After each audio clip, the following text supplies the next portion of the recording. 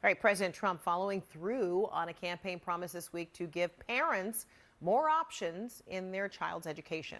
On Wednesday, he signed a new executive order directing several government agencies to develop plans to expand so-called school choice initiatives.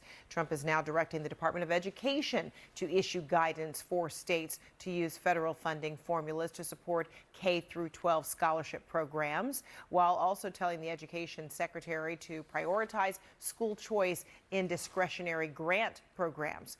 Health and Human Services will now issue guidance so families can use block grant funding to support private and faith-based options. The order also tells the Defense Secretary to submit a plan on how military families could use Department of Defense funding to send children to schools of their choice. And the Interior Secretary will look at how students attending Bureau of Indian Education schools can use federal funds for their own school choice. For decades, advocates have been pushing to make it easier for families to spend taxpayer funds on private education. But the country's largest teachers' unions are blasting the order, with the American Federation of Teachers even calling it an attack on public schools.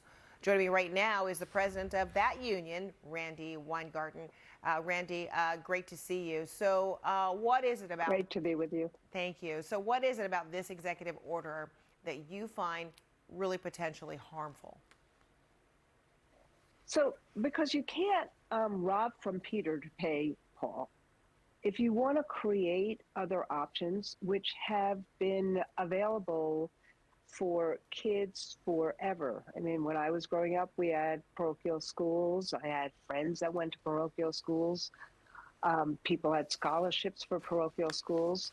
If you want to do that, then find other means to do that. Don't take it from the kids who are going to public schools. And in fact, when this went to the voters in 3 states this year, 2 of those 3 states voting for Donald Trump, they overwhelmingly voted against taking public monies that are needed for the 90% of the kids that go to public schools and giving them somewhere else. And in fact, in the voucher programs we have right now, what we've seen is that they divest money from public schools, like in Florida and Arizona, and the people that use them are basically people who are already have their kids in private schools.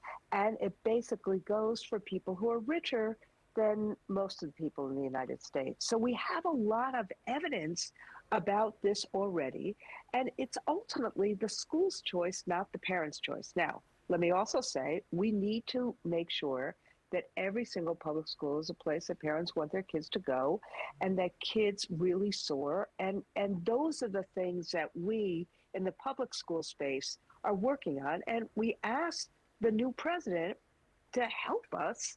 Don't make it harder for us to do our jobs. Help us. So you're saying federal funding should be, more federal funding needs to be allocated to these public schools, help improve these public Correct. schools. And at the same time, you know, there are students who may be attending rural schools or live in places where there are no other options for private school education. So make your case on that. Exactly. So look, Fred, this is part of why vouchers are routinely voted down in places like Nebraska. And there were 5 attempts to get vouchers in Texas last year or 2 years ago. But you see rural schools and urban schools and frankly suburban schools and parents from all of these places and clergy from all of these places and small businesses from all of these places basically say, we need the funding to make sure that our kids are doing okay. If we had suitable funding, it'd be one thing. But what's happened is that 10% of the funding that we get comes from the federal government.